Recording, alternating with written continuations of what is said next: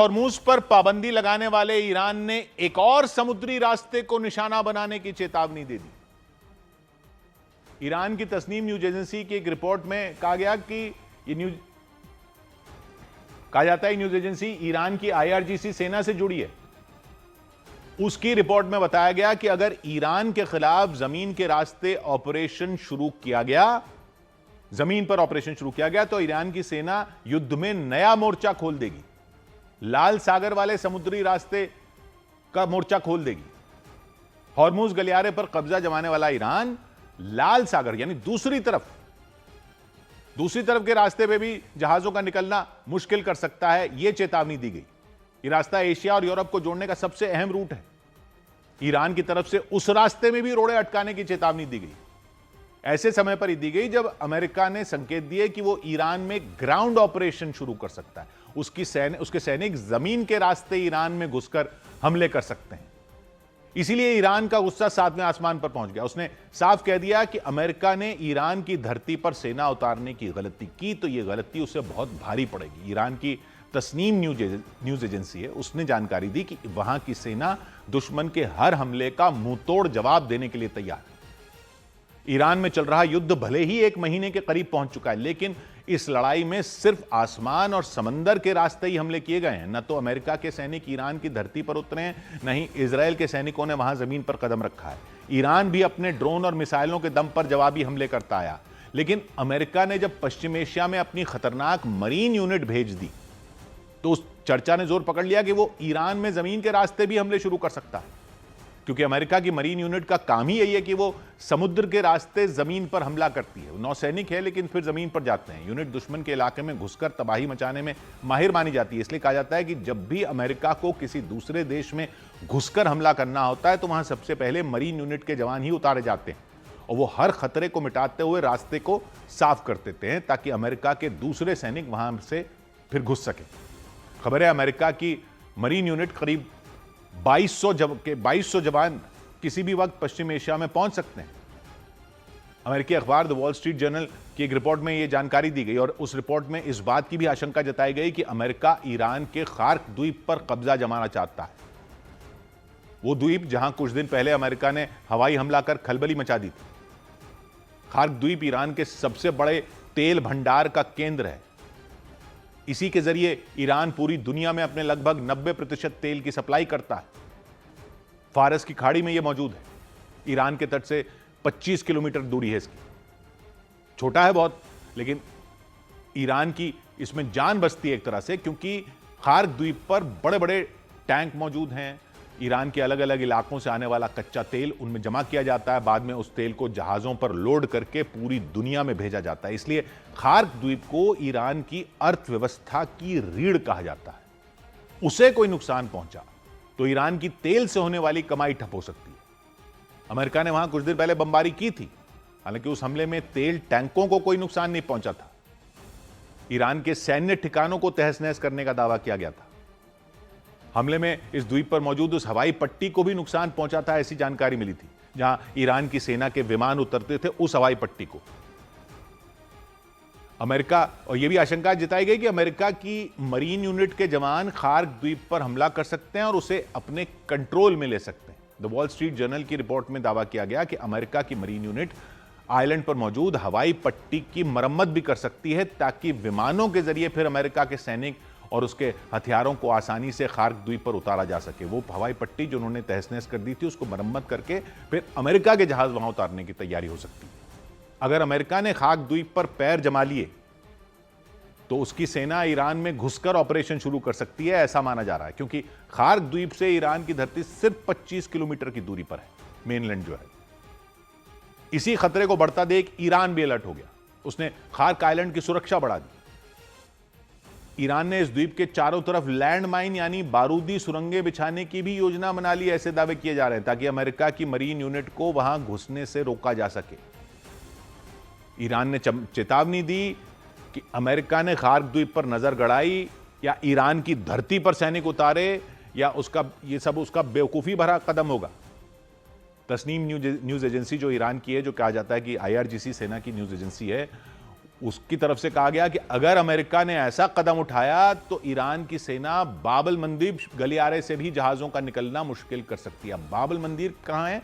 बाबल मंदीब समुद्री गलियारा है, स्ट्रेट ऑफ हॉर्मूज की तरह है, लेकिन वो दूसरी तरफ है सऊदी अरब के। वो भी एक व्यापार का अहम रास्ता है। ये यमन के दक्षिणी छोर पर है।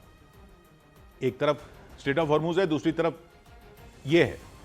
लाल सागर को अदन की खाड़ी से जोड़ता है। एक तरफ इसमें लाल सागर है, दूसरी तरफ अदन की खाड़ी है। ये बाबल मंदीब स्ट्रेट है। अरब सागर से कोई जहाज अगर यूरोप की तरफ जाता है तो उसे पहले अदन की खाड़ी को पार करना होता है, फिर बाबल मंदीब गलियारे से होते हुए वो लाल सागर से जाता है। उसके बाद सुएज नहर के जरिए आगे निकलता है और मिस्र से लगी हुई जो है वो सुएज नहर है, वो भूमध्य सागर में मिलती है और भूमध्य सागर तक पहुंचने के बाद यूरोप के अलग अलग देशों तक पहुंचने का आसान रास्ता हो जाता है। ये एशिया से यूरोप का रूट है। यूरोप से एशिया आने जाने का सबसे छोटा समुद्री रास्ता है, शॉर्टकट है। स्ट्रेट ऑफ हॉर्मूज से आने वाले जहाज भी इसी रास्ते का इस्तेमाल करके यूरोप जाते हैं, क्योंकि खाड़ी देशों से निकलने वाला तेल इसी शॉर्टकट से यूरोप के देशों तक पहुंचता है। लेकिन युद्ध में अमेरिका ने ग्राउंड ऑपरेशन के संकेत दिए तो ईरान ने इस रास्ते पर भी शिकंजा कसने की चेतावनी दी। जैसे ईरान की सेना ने स्ट्रेट ऑफ हॉर्मूज से जहाजों के गुजरने पर रोक लगा रखी है, वैसे ही बाबल मंदीब गलियारे में रुकावट आई तो पूरे यूरोप में तेल और गैस की किल्लत बढ़ सकती है। जबकि हॉर्मूज गलियारे पर ईरान के कब्जे की वजह से पहले ही कई देशों में तेल का संकट खड़ा हो चुका है। हालांकि स्ट्रेट ऑफ हॉर्मूज तो ईरान की चौखट पर है, उसके दक्षिणी तट पर एकदम पास में है, इसलिए वो आसानी से वहां कब्जा जमाने में सफल हुआ है। लेकिन बाबल मंदीब गलियारा तो ईरान के बॉर्डर से सैकड़ों किलोमीटर दूर है। बंदर अब्बास पोर्ट से 2300 किलोमीटर के आसपास दूर है। वहां तक समंदर के रास्ते जाने के लिए पहले ओमान, फिर पूरे यमन की समुद्री सीमा पार करनी पड़ती है। तो उस रास्ते को बंद करने की चेतावनी दे दी है, लेकिन उसने यह नहीं बताया कि यह काम वो करेगा कैसे। अब वो करेगा कैसे, वो यमन में है। अमेरिका और इजराइल से एक साथ जंग लड़ रहे ईरान के लिए इतनी लंबी दूरी पर सैन्य ऑपरेशन चलाना आसान नहीं होगा। ईरान का यह काम लेकिन उसके समर्थन वाले हूथी लड़ाके कर सकते हैं, क्योंकि ये यमन में है गलियारा, वहां हूथी लड़ाके हैं। हूथी लड़ाके भी ईरान के समर्थन वाले हैं, ईरान उनको समर्थन देता है। हूथी लड़ाके पहले भी बाबल मंदीब गलियारे को बंद करने की धमकी दे चुके हैं। ऐसे में ईरान के एक इशारे पर वो वहां से जहाजों का आना जाना रोक सकते हैं, ऐसी आशंका है। यूरोप के कई देशों में इससे हाहाकार मच सकता है, मारामारी हो सकती है तेल और गैस की, क्योंकि लाल सागर वाले रास्ते में रुकावट आई तो खाड़ी देशों से यूरोप तक जाने वाले तेल के जहाजों को, गैस के जहाजों को पूरे अफ्रीका का चक्कर लगाना पड़ जाएगा। यह रूट लाल सागर वाले रास्ते से करीब 7000 किलोमीटर ज्यादा लंबा है। रास्ता लंबा होता है तो आने जाने में समय भी ज्यादा लगेगा, खर्च भी ज्यादा लगेगा। अगर कोई जहाज अफ्रीका के बाहर से घूमकर यूरोप जाता है तो उसे 10 दिन ज्यादा समय लग सकता है। लाल सागर वाले रास्ते से जाने में 20 दिन लगते हैं तो अफ्रीका वाले रास्ते से 30 दिन लग सकते हैं। वहां जाने में लगने वाला खर्च भी लगभग दुगना हो सकता है। तो ईरान ने लाल सागर वाले रास्ते को अगर बंद कर दिया तो दुनिया के कई देशों के आर्थिक हालात बिगड़ सकते हैं। इधर पश्चिमी मीडिया ने दावा किया कि ईरान के कई बड़े नेताओं के मारे जाने के बाद ईरान की IRGC सेना कुछ अधिकारियों के साथ मिलकर वहां की सरकार चला रही है।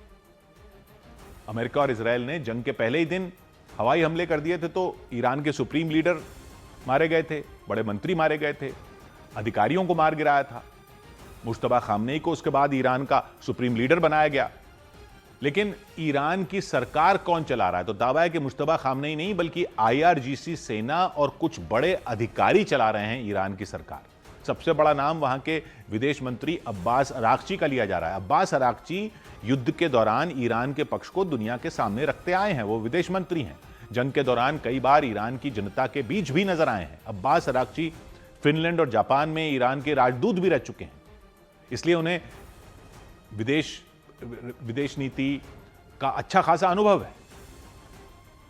फिर ईरान की संसद के स्पीकर हैं मोहम्मद बागर गालिबाफ। मोहम्मद बागर गालिबाफ ईरान की IRGC सेना के कमांडर रह चुके हैं, अब स्पीकर हैं। उनका नाम काफी चर्चा में रहा था पिछले दिनों, क्योंकि ट्रंप ने दावा किया था कि जंग रुकवाने के लिए ईरान के एक बड़े नेता से, अधिकारी से, बड़े नेता से उनकी बात हो रही है, बड़े नाम से बात हो रही है। तो तब यह दावा किया गया था कि मोहम्मद बागर गालिबाफ ही वो नेता थे जिनसे ट्रंप बातचीत कर रहे थे। फिर ईरान के राष्ट्रपति हैं मसूद पेजेश्कियान, उन्हें उदारवादी नेता माना जाता है। ईरान की सरकार चलाने वाले नेताओं में उनकी भूमिका काफी अहम हो गई है, अब कहा जा रहा है। पश्चिमी मीडिया तो कह रहा है कि ईरान की सरकार चलाने वालों में ईरान के मुख्य न्यायाधीश गुलाम हुसैन मौसनी का भी नाम है। गुलाम हुसैन मौसनी जो है पहले खुफिया विभाग के प्रमुख थे। ईरान में सरकार के खिलाफ हुए प्रदर्शन में शामिल कई लोगों को जब मौत की सजा सुनाई गई थी तो वो खुफिया विभाग के प्रमुख थे। उनके अलावा आईआरजीसी सेना के प्रमुख अहमद वहीदी का नाम भी शामिल है। अहमद वहीदी कई साल से आईआरजीसी का हिस्सा हैं। उन्हें ईरान और इराक के बीच हुए युद्ध का अनुभव है। तो ईरान इराक युद्ध हुआ था 80 के दशक में। पहले ईरान के रक्षा मंत्री भी रह चुके हैं। फिर कुद्स फोर्स है, कुद्स फोर्स जो दूसरे देशों में लड़ाके खड़ी करती है आईआरजीसी की, उसके कमांडर हैं इस्माइल कानी, उनका नाम आ रहा है। दूसरे देशों में जो ऑपरेशन चलाती है आईआरजीसी सेना की टुकड़ी, जैसे जो हूथी को समर्थन करती है या हिजबुल्लाह को समर्थन करती है, वो कुद्स फोर्स है और कुद्स फोर्स के कमांडर हैं इस्माइल कानी।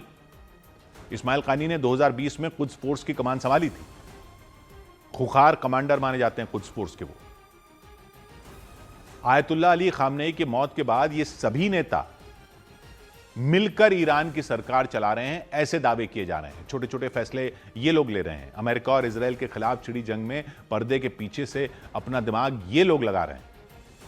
उधर ईरान ने भारत समेत 5 देशों के जहाजों को स्ट्रेट ऑफ हॉर्मूज से बेरोक टोक निकालने की इजाजत दे दी। इनमें भारत के साथ चीन, रूस, इराक और पाकिस्तान शामिल हैं कि इनके जहाज जा सकेंगे।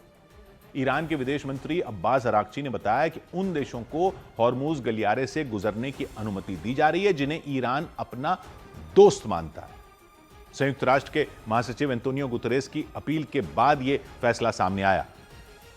उन्होंने चिंता जताई थी और संयुक्त राष्ट्र महासचिव ने कि स्ट्रेट ऑफ हॉर्मूज का रास्ता बंद होने की वजह से दुनिया के कई देशों में ईंधन का संकट मंडरा रहा है। लोगों को मुश्किलों का सामना करना पड़ रहा है क्योंकि स्ट्रेट ऑफ हॉर्मूज बंद होने से कई देशों के जहाज वहां फंस गए हैं।